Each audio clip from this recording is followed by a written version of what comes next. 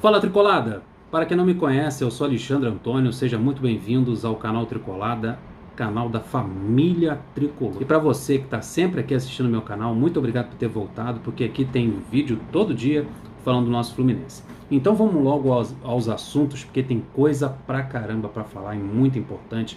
Vou falar sobre o balanço do sócio-torcedor, quanto o Fluminense lucrou no ano de 2019. Vou falar sobre as dispensas por WhatsApp. Vou falar também sobre a entrevista que o Mário fez ao GE, falando sobre vários assuntos. O podcast no GE, você pode até ouvir o podcast do Globoesporte.com. Então vale muito a pena ficar aí, assistir o vídeo, que tem muitos assuntos legais pra gente.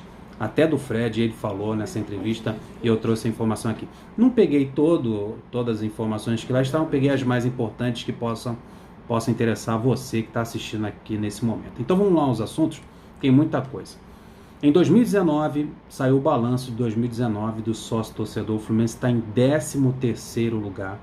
Ele conseguiu faturar 5 milhões e 300 mil reais com sócio-torcedor em 2019, ficando em 13º lugar. O primeiro lugar, para vocês terem uma noção, é o Grêmio. O Grêmio faturou 75 milhões só de sócio-torcedor. Em seguida veio o Internacional, também gaúcho, com 74 milhões. Então uma diferença de 1 milhão do Grêmio para o Internacional.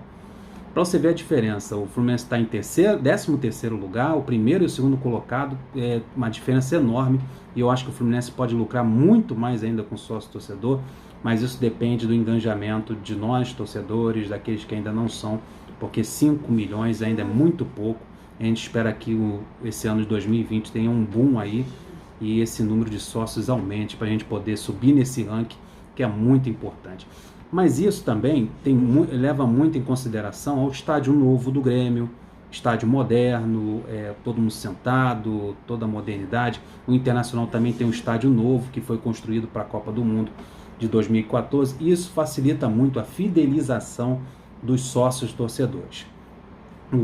E o Maracanã pode ser, e o Mário já falou isso em alguma entrevista, que das várias entrevistas que ele tem dado, principalmente no período de paralisação, de que o Maracanã é a ponte para o crescimento do sócio-torcedor, porque os planos dos sócios-torcedores são feitos visando esses sócios, fidelidade, o local de assento, esse negócio todo, desconto, ganha mais quantidade de torcedores para os jogos, a capacidade do Maracanã é mais de 60 mil, então o Fluminense está abraçado aí com o Maracanã na esperança de aumentar o número de sócios-torcedores.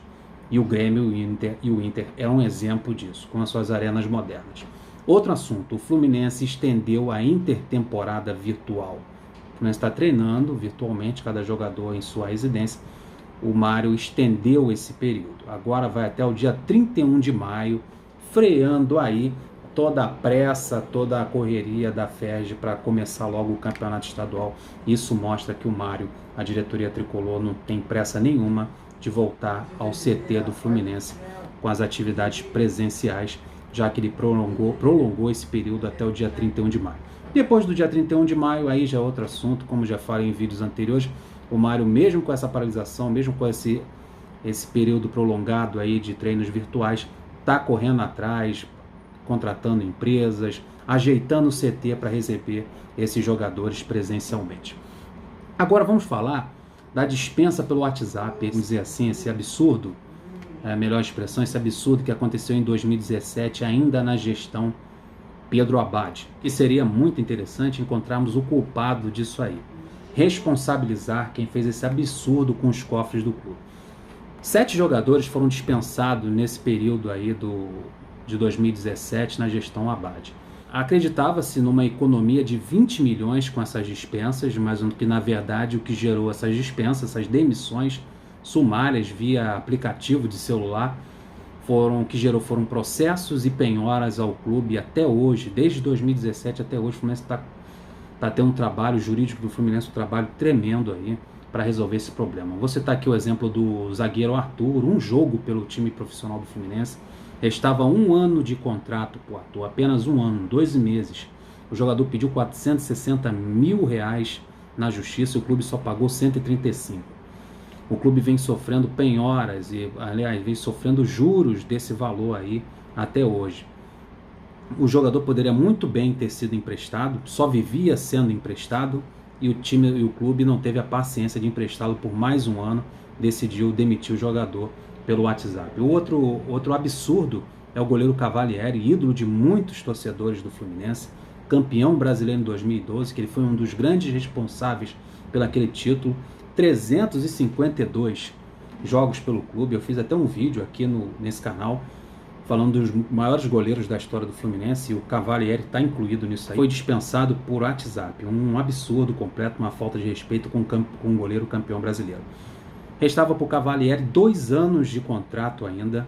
Ele pediu na justiça 6 milhões de reais e o clube só pagou 3 milhões. O clube sofre penhoras e reajustes desse valor, e o Fluminense busca uma composição com os advogados do Cavalieri. Outro jogador criado na base do clube é o Igor Leite, meio-campista, 22 jogos com a equipe profissional. Também restava apenas um ano de contrato. O Fluminense não reemprestou, decidiu também demitir esse jogador e pediu 240 mil reais na justiça. O clube pagou apenas 97 mil. Com juros, a dívida já passou de 500 mil reais. Olha só, de 240 mil que o jogador pediu, a dívida pulou para 500 mil reais. Esses absurdos que a gente não entende, né? Por que não emprestou o jogador, decidiu demitir e a dívida só se avolumou.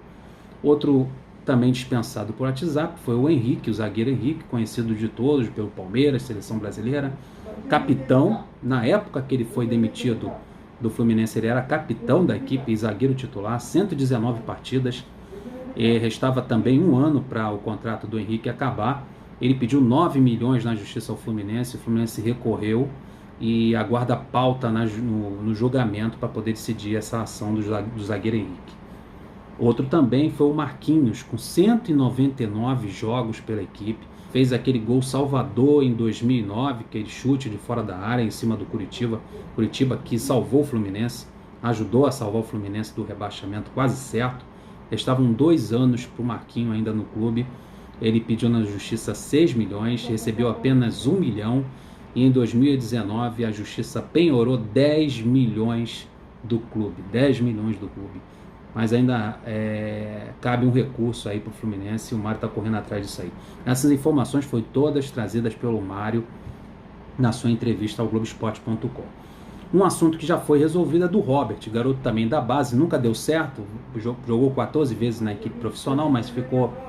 depois passou a ser emprestado, um garoto problemático, problemas extracampo.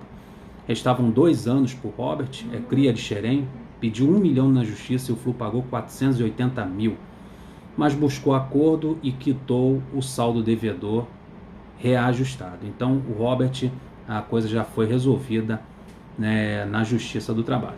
Outro jogador também que o Fluminense conseguiu quitar e pagar sua dívida foi o Wellington Silva, lateral direito, veterano, está hoje no Boa Vista. O Fluminense jogou contra ele nesse estadual, com 128 jogos pelo Fluminense. O lateral do Boa Vista foi demitido quando se recuperava de uma grave lesão. O Marquinhos também, que eu já citei aqui, ele também tinha um problema sério no joelho quando foi demitido. Restava 1 ano de contrato ainda com o Wellington Silva, e em 2019 ele ganhou uma ação no valor de 950 mil reais, quantia já batida pelo Fluminense. Então vamos fazer aqui um levantamento rápido. Então são 2 acordos já resolvidos, pagos pelo Fluminense, que é do Wellington Silva e do Robert, um caminhando para finalizar, 2 com possibilidade de acordo e 2 aguardando recurso. E com isso o Fluminense sofre penhoras, dificuldades, e o problema só se avoluma porque são penhoras semanais no clube. Citando um exemplo aqui que poderia ter sido seguido em outros casos, foi o caso do Maranhão. O Maranhão também foi demitido por WhatsApp, mas ao invés de demiti-lo, o Fluminense emprestou novamente o Maranhão. Também restava um ano para o contrato do Maranhão, e aí acabou o empréstimo do Maranhão, já não teve mais tempo de contrato com o Fluminense. Isso poderia muito bem ser feito com os outros jogadores que também só restavam um ano de contrato. Daí você vê que a coisa é feita de qualquer maneira. O que valeu para o Maranhão, que foi muito bom para o Fluminense, que o jogador não tem motivos para colocar o clube na justiça, não aconteceu com outros que restavam apenas um ano de contrato e o problema seria bem menor do que foi agora. Outra coisa muito interessante falada na entrevista do Mário Bittencourt lá no GE, no podcast, ele falou sobre o prazo de apresentação do Fred no Fluminense. E o Mário ainda não apresentou uma proposta oficial. Cada dia é uma coisa que você vê, né? Um repórter fala do salário, fala tempo de contrato, que só falta o sim do jogador. Cada dia é uma informação diferente. O Mário disse que ele ainda não apresentou uma proposta oficial. Ele conversou com o Francis Melo, eles se sentaram, ele apresentou a situação do clube, quanto o clube pode pagar, essas coisas, conversas de negócios. Mas não apresentou, não botou no papel ainda a proposta oficial. Isso será apresentado entre o dia 20 e 25 deste mês de maio, uma proposta oficial no papel para apresentar o jogador. E o Mário falou que após a paralisação a chance de 0 a 10 do Fred ir para o Fluminense é 10. Então vamos aguardar aí a oficialização dessa proposta do Fluminense ao jogador. Outra coisa, ele falou sobre o terceiro uniforme. O terceiro uniforme, disse que é muito lindo, que o torcedor do Fluminense vai gostar bastante do terceiro uniforme do Fluminense, e ele deu uma data para o lançamento desse terceiro uniforme, que é no final desse ano. Provavelmente para aproveitar a data natalina, época do Natal, deve ser lá para novembro e dezembro, o lançamento do terceiro uniforme. Muito obrigado pela atenção de vocês, agradeço, foi tudo isso. Deu para falar bastante aí do que aconteceu no dia de hoje. Agradeço muito pela atenção de vocês. Peço que deixe um like, que curta esse vídeo e se inscreva no canal, que vai ajudar bastante. Muito obrigado, fique com Deus. Fui! Caramba, já estava me esquecendo da Esther, a filha do Cacau, lá de Itaboraí, que está fazendo aniversário hoje, 9 aninhos de idade. Meus parabéns para você, Esther, e para o seu irmão também, o Miguel. Um abração para vocês dois e para o papai Cacau. Tá bom? Meu feliz aniversário. Tudo de bom.